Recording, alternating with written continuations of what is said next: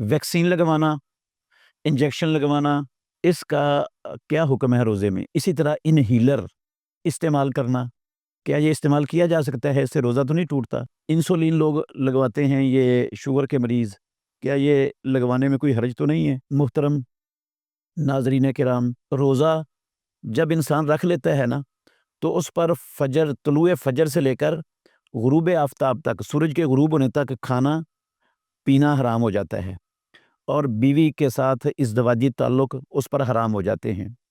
ان میں سے کسی چیز کا جان بوجھ کر قصدن ارتکاب کرے گا تو اس کا روزہ ختم ہو جائے گا، ٹوٹ جائے گا، روزہ باقی نہیں رہے گا۔ رہا یہ انسولین استعمال کرنا یا کوئی بھی ویکسین استعمال کرنا یا انہیلر استعمال کرنا یا ٹیکہ لگوانا،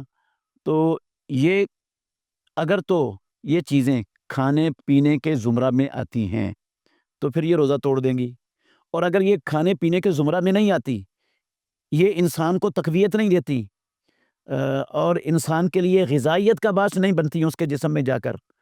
تو پھر یہ روزہ توڑتی نہیں ہے، کیونکہ نہ یہ کھانے میں آیا ہے، نہ پینے میں آتا ہے، اور نہ ازدواجی تعلق قائم کرنے میں آتا ہے، اور ان چیزوں سے روزہ ختم ہوتا ہے، ٹوٹتا ہے۔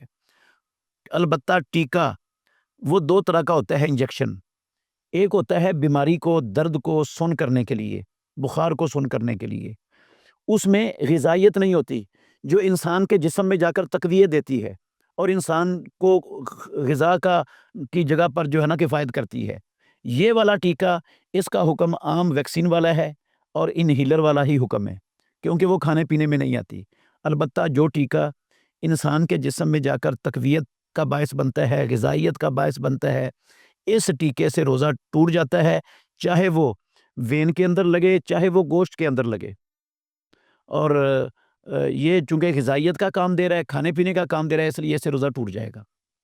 تو جو انہیلر ہے اس میں بھی کھانے پینے والی کوئی بات نہیں ہے، وہ صرف سانس کی نالیوں کو فراخ کر دیتا ہے، کھول دیتا ہے، گیسز ہوتی ہیں اس میں جو نہ معدے میں جا کر کھانے کی جگہ پر کرتی ہیں، نہ پینے کی جگہ پر کرتی ہیں، بلکہ وہ نالیوں کو کھولنے کا کام دیتی ہیں۔ اس لیے مریضوں کو یہ انسولین وغیرہ، کوئی بھی ویکسین یا انہیلر استعمال کرنے میں کوئی حرج نہیں ہے، اور ایسا انجیکشن لگوانے میں بھی کوئی مسئلہ نہیں ہے جو تقویت کا باعث نہیں ہے، طاقت کا باعث نہیں ہے۔ صرف اس انجیکشن سے پرہیز کرنا لازم ہے جو انسان کو طاقت دیتا ہے۔